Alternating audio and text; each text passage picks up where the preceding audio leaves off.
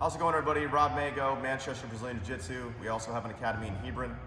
And I'm a 23-year police officer here in Connecticut, and I'm a Brazilian Jiu-Jitsu black belt. And I'm here today with my the academy manager here in Manchester, Rich McKeegan, also a Jiu-Jitsu black belt. And we do a lot of work with law enforcement. In fact, our academy began back in the late 90s as a club for police officers to train. And it's grown into a full-service martial arts school over the years. And we've come to a point in society where law enforcement is really being put under the microscope. And some of the equipment that they utilize is even being put under the microscope. And if you look at the new police accountability bill here in Connecticut, they've put in place now where some of the equipment that they have is being limited or being not allowed to take from the government, from the military surplus programs. So there are towns that don't have some equipment that they really should have, okay? So I got here 2 vests, okay? One of these vests is just a traditional patrol vest you would wear under your uniform, okay?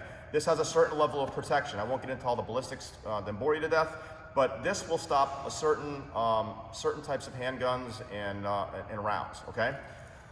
It will not stop rifle rounds. So you think of Sandy Hook, or you think of some other active shooter scenarios around the country where rifles were utilized. This vest will not stop that, okay? You need a vest carrier with rifle-plated plates inside. This is significantly heavier than a patrol uniform vest, which is why they don't wear this all the time. It's too cumbersome and you wouldn't be able to do your job effectively. But these get put on in an emergency when they know that they're going into a situation where a rifle fire is possible, okay? So most of the larger or more established agencies in Connecticut and around the country already have these.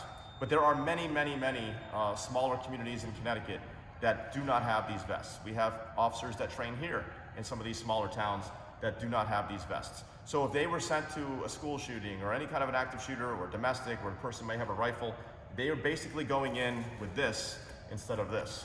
And just like in Jiu-Jitsu, we say position before submission. You have to establish a position in order to be able to submit the person. Well, in a gunfight, if you can't get into a proper position to put yourself in an area where you can take out the shooter, you're not going to be able to complete the mission. This vest is not going to allow you to move through the gunfire as much as this one will. Because if you did get hit, this will save you, this one will not. So what we're hoping to do is run a series of seminars and take some donations in. We're working with a vest company, and we want to get some of these smaller towns some of these rifle-plated vests. Any thoughts, Rich? We see a lot of people posting on Facebook, and we see a lot of support for law enforcement right now. But this is actually something that you can be a part of. You can actually donate money, which is going to be to a PayPal with manchesterbjj@gmail.com. This way, you're actually doing something to help law enforcement. You're being supportive of the communities that are going to receive these, and this is going to be a huge help. So instead of a meme or a picture that shows your support, this is something you can actually do that's going to affect the lives of law enforcement today. 100%. So if you have any other questions, by all means contact us, and thank you for the support. Thank you.